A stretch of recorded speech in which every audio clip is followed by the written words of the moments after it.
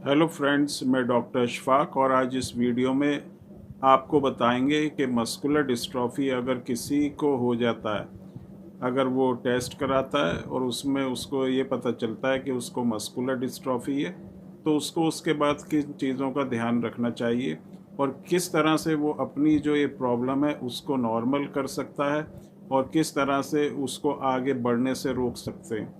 क्योंकि muscular dystrophy जो है एक प्रोग्रेसिव डिसऑर्डर है, डिजीज़ है, प्रॉब्लम है जो टाइम के साथ साथ बढ़ती रहती है।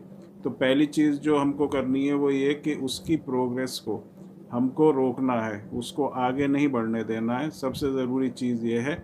और दूसरी चीज़ जो है, जब एक बार वो रुक जाएगी तो उसको फिर नॉर्मल की तरफ लाने की कोशिश करना है। तो दो चीज़ों का ध्यान हमें रखना है, एक तो उसकी प्रोग्रेस रोकना, सबसे पहला जो काम है वो उसको आगे बढ़ने से रोकना, और दूसरे उसमें इम्प्रूवमेंट करना, उसको धीरे धीरे कंडीशन को जो है नॉर्मल की तरफ लाना।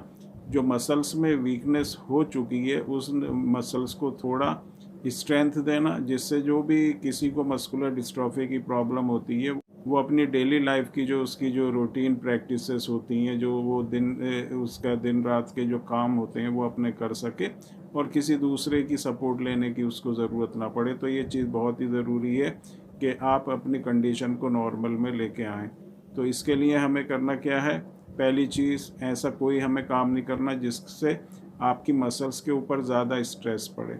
कुछ लोग क्या करते हैं कि जिनको मस्कुलर डिस्ट्रॉफी होती है तो वो फिज़ियोथेरेपी कराते हैं, लेकिन फिज़ियोथेरेपी के साथ वो छोटे बच्चों को भी कुछ लोग ऐसा करते हैं कि उनको वेट जो है लिफ्ट कराते हैं, या बहुत ज़्यादा साइकिलिंग कराएंगे उनको, या उनसे कहेंगे आप बार बार जीने पे चढ़ो फिर उतरो।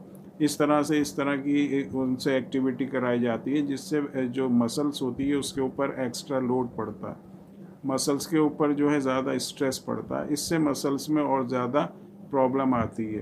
तो आपको कोई भी ऐसा काम नहीं करना है, चाहे वो आप छोटे हैं या आप बड़े हैं।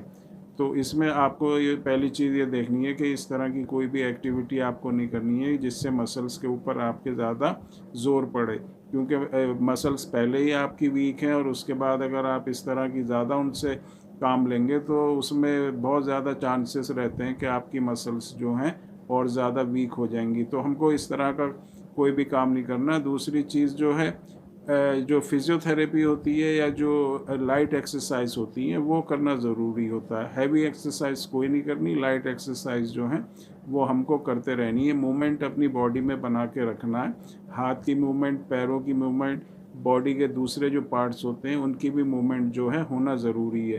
तो ज़्यादा हमें एक्सेस में नहीं करना, लेकिन थोड़े थोड़े टाइम पे जो है मूवमेंट्स हमें करते रहनी है। अपनी बॉडी को एक जगह पर नहीं बैठाना है, या एक जगह पर आपको ज़्यादा टाइम तक नहीं बैठना है, लेकिन बहुत ही लाइट वे में।